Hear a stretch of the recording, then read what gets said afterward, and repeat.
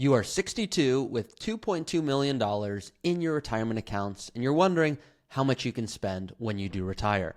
Now, in this case study, I'm going to show you, these are real clients, just change the names for security reasons, how much you can spend. Because the last thing I want is for you to retire, and then you live a wonderful retirement, and you look back going, hey, I could have spent way more. Like, I was in a position to do so. I also don't want you to go retire and go, yeah, so I did retire and I spent, and I loved the first 5 years of retirement, but now the next 25 years, well, they're really scaring me. So I want to show you and give you clarity and really walk you through it. So that's today's case study. Now, this is not like my traditional videos where it's beautifully edited and I've got all my amazing editors giving me the charts here when I point my finger. This is just my raw videos when I get out of a client meeting. So you're going to see right here, I'm recording it with my software that I use, and you're going to see my screen. I'm going to walk you through the case study right now. We're going to have some fun. So I want to show you this couple. This couple has $2.2 million. The question is, $2.2 million is very different if that's all in a Roth IRA or a 401k or an IRA or a brokerage account. So what you can see, this is their breakdown. Almost all of it is in a traditional 401k, $2 million.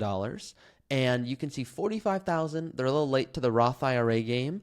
And then they've got $214,000 in a joint account. Fun fact on this, I did not open a Roth IRA when I first started working at an investment company because I thought it was something I was already supposed to know about, and I just felt guilty, so I didn't ask anyone. And I tell that story often because here I am, a financial advisor who did not have a Roth IRA. So we're all human here. My point that I want to go through today, once again, let me finish this real quick. $1.6 million, that's their property, and a $400,000 mortgage. So first, they want to know, can we retire? And two, how much can we spend? Because you want to retire and go, yep, I'm spending everything I want and more. Not, I'm retired, I'm doing it, but I'm not really living my dream life. So here's one quick thing I'll show to all of my clients. I'm literally pulling it up on my other screen. This is when someone comes to me and is about to retire. I will share something like this. This is an email that I will send to my clients. So you can see here, I'm going to zoom in, make it much bigger for you. And this is just important so you guys don't have head trash. So you can see here, if you ask the average American how much it takes to feel wealthy, the answer is 2.2 million. This video's case study. If you ask a group of millionaires, they will say 7.5. So it appears the point at which we feel wealthy depends a great deal on where we are today. There was another study a few years ago that asked people to approximate how much money would be required to feel comfortable. The consistent answer across the spectrum was about twice their net worth. So someone with 1 needed 2, 5 needed 10, so on. I'm not going to read all of this and put you to sleep here, but the question of how much is enough, Rockefeller, he said just a little bit more. And there's a lot of you that feel similarly. And you're like, if I just had a little bit more, one more bonus, yeah, I'm going to keep working and I'm almost there. That is what I'll call head trash or goalpost planning, where you're like, I'm just pushing back the goalpost until finally I have enough. And your spouse is like, hey, you've been saying that for 3 years now. So I want you to live your dream life, and I don't want you to retire too early and run the risk of running out. But I also don't want you mad at me when you guys are 80 going, I've watched your videos for 20, 30 years, and now I'm pissed because I don't need $20 million. Why didn't you tell me I could have retired when I had way less, even though it was still more than enough? So this couple here, some insight on their retirement plan. I'm going to show you right now. So I'm going to go through it, but real quick, if you guys do not know, everything that I talk about is for fun, educational, informative purposes only. So please know these are important disclosures that I always have to bring up here. Normally my team puts them in beautifully, but apologies because once again, I'm just recording this for you right now. But the example I'm going to show, it uses probability of success using Monte Carlo. As always, you guys can pause and read this. Past rates of return are among assumptions in the simulation. This example might not apply to your situation. Maybe it's your exact situation and is not necessarily representative of the experience of other clients. I have clients that have $500,000 and I have clients that have $50 million with us. So obviously wide spectrum here. Please know, yep, we are registered with the SEC. I am a financial advisor. I'm a certified financial planner. I'm the host of the Early Retirement Podcast, and I'm the Chief Growth Officer at Root.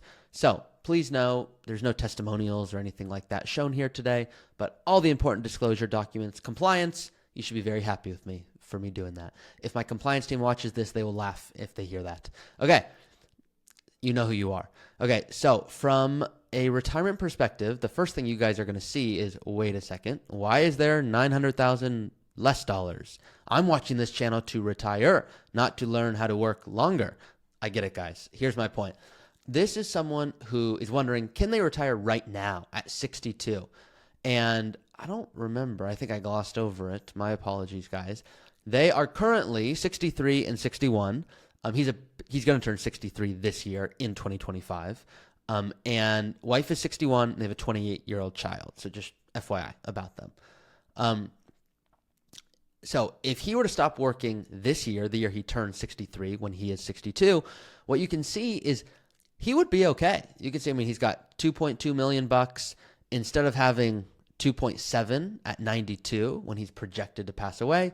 There'd be 1.7 million dollars. Still a lot of money. And so some of you are like, this is very encouraging, which, by the way, it should be. I'm here giving you transparent guidance.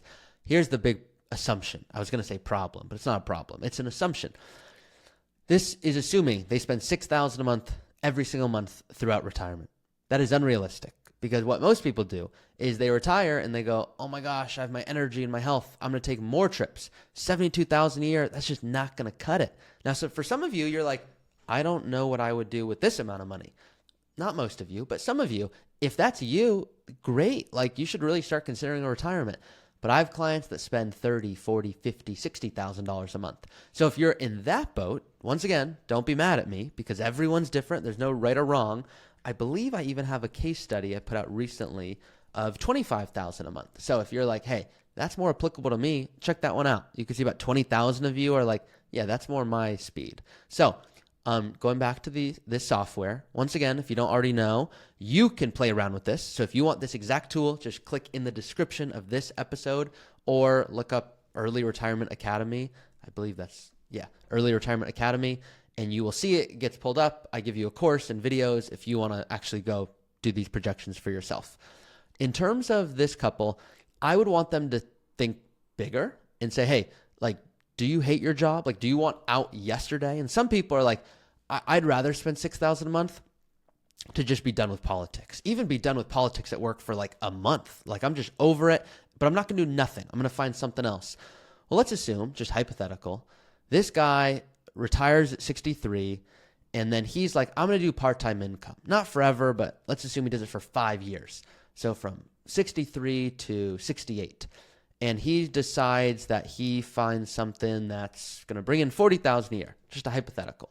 Well, what you can see here is here's someone that was going to retire at 65, working this job they don't like, making hundreds of thousands of dollars, finds a job that pays way less but enjoys it more.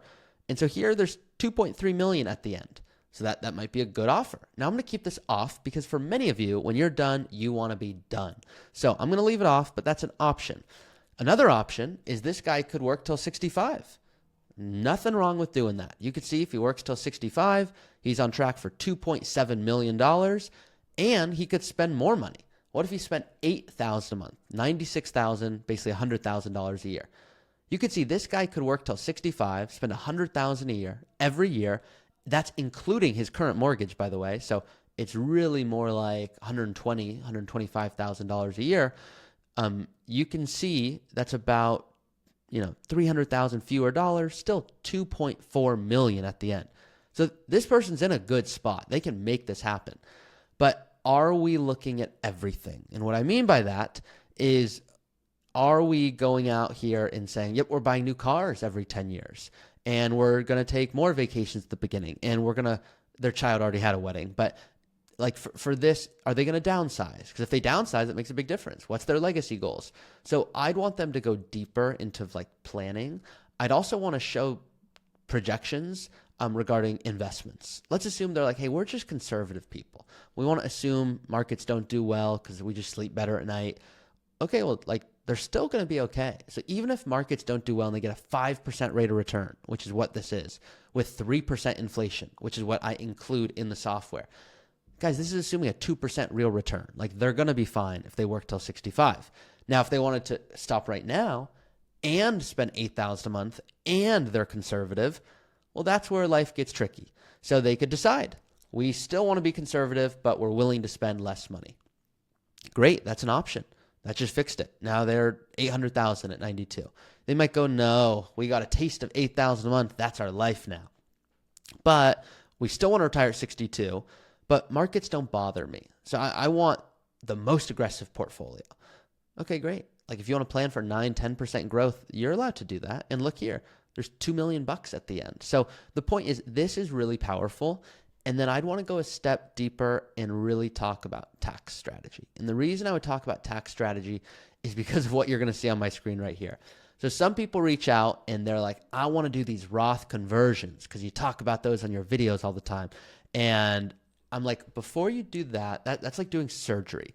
And sometimes it will literally benefit you to do nothing at all instead of doing that. Like if you're like, hey, like for example, for all of you right now, my analogy, it's a stupid one, but I'd hurt my thumb.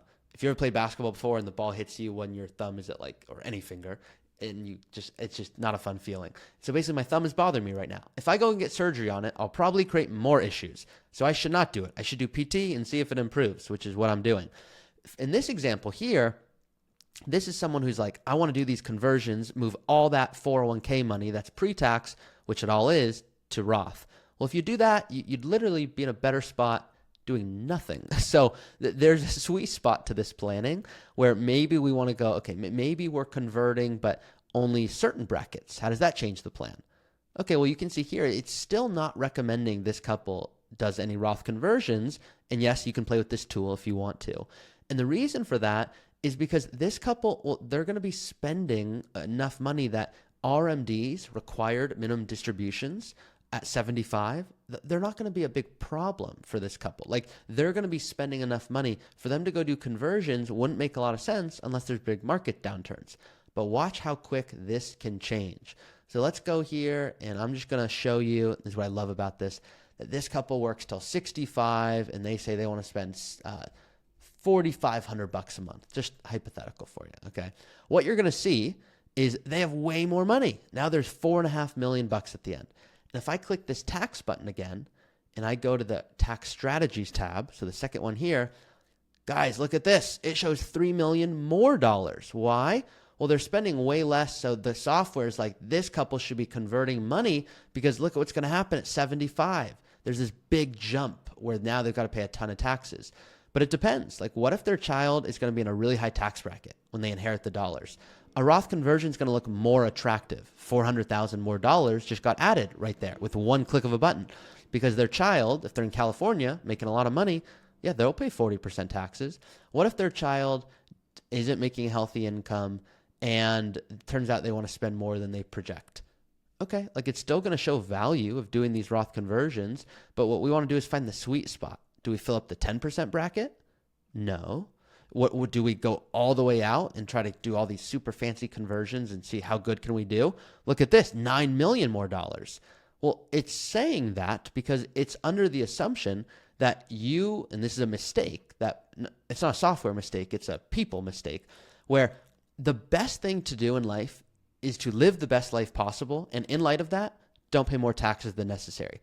Here's a prime example of a software, which, by the way, I like software, but for a conversation. I don't rely on the software.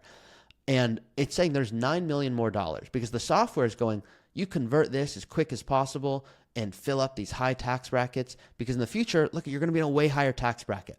You know what I'd rather do before someone goes and looks at a fancy number like this and goes, I want this? I'd rather see if this couple could spend more money. I'd rather this couple not spend $4,500 a month. I'd rather they spend $8,000 a month. Well, actually, let's pick $6,000 a month and enjoy their life. And they might go, you know, having the most aggressive investments, that's not going to let me sleep at night. I want more of a moderate approach. Okay, great. I'd rather someone go in here and have a plan that lets them sleep at night. And yeah, it might not show $9 million more, but it still could show a really healthy amount.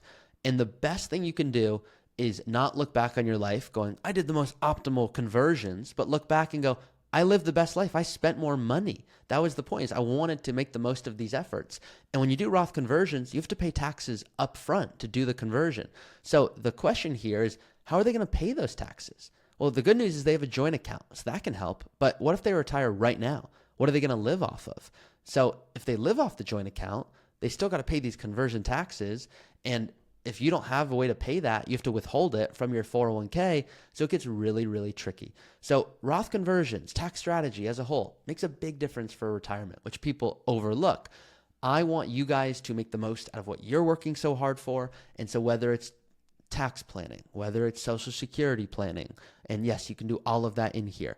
Whether it's planning, I was covering the cool numbers. If you collect, as early as possible, $746,000 more dollars versus age 70 versus full retirement age. This is all based on life expectancy and goals that we talked a lot about. What are your estate goals? I mean, really go deep and be, okay, here's someone who's on track to leave $8 million to heirs. Is that the goal, or is the goal to spend more or retire earlier or help charities or whatever it is? Think about, what do you care about most in life? That's the point of all of this. So I hope this video was informative. That's why I love getting to record these and do these different case studies. If it was, please like this video and share it as always. And then I will see you guys next time. That's all I got for you today. See you guys.